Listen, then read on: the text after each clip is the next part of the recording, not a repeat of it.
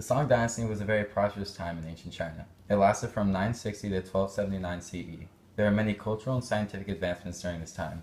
Many of these inventions changed the world we live in today.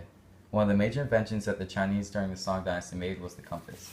The invention of the compass allowed Chinese navigators to sail on the open seas and help them trade with other countries in Southeast Asia, India, and the eastern part of Africa.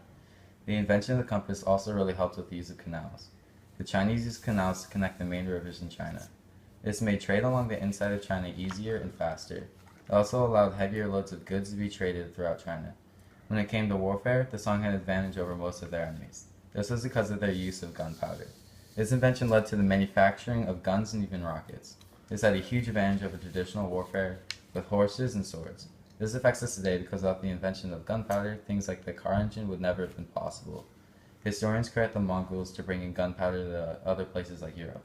The economy of the Song was mainly based on taxes and trade. Printing had a ton to do with the Chinese economy. Texts talking about farming and other methods and informational texts were spread from one region to another. Because of this, the mass production of rice boomed. With this excess rice, farmers not only made enough rice for them and their families, but they had enough to sell at markets and make some extra money.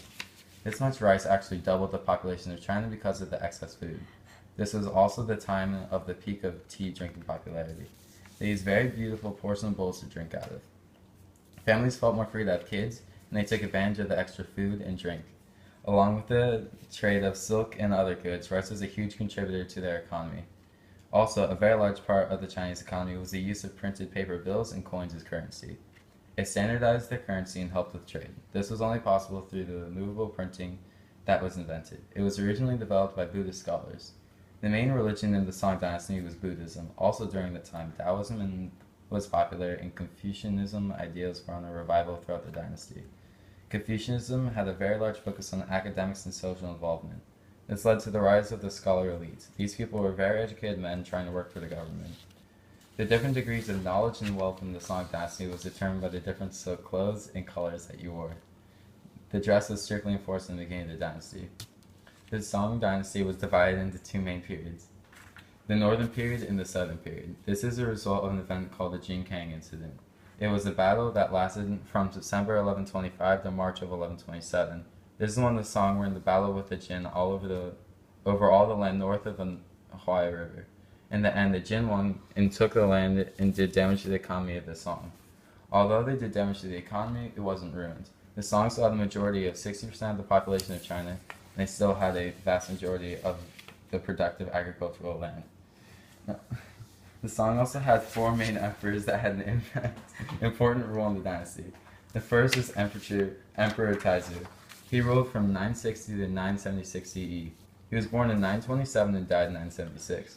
He was a military leader. He began the reunification of China and had ministers that were in charge of fiscal, military, and other government stuff in China. They were limited by him.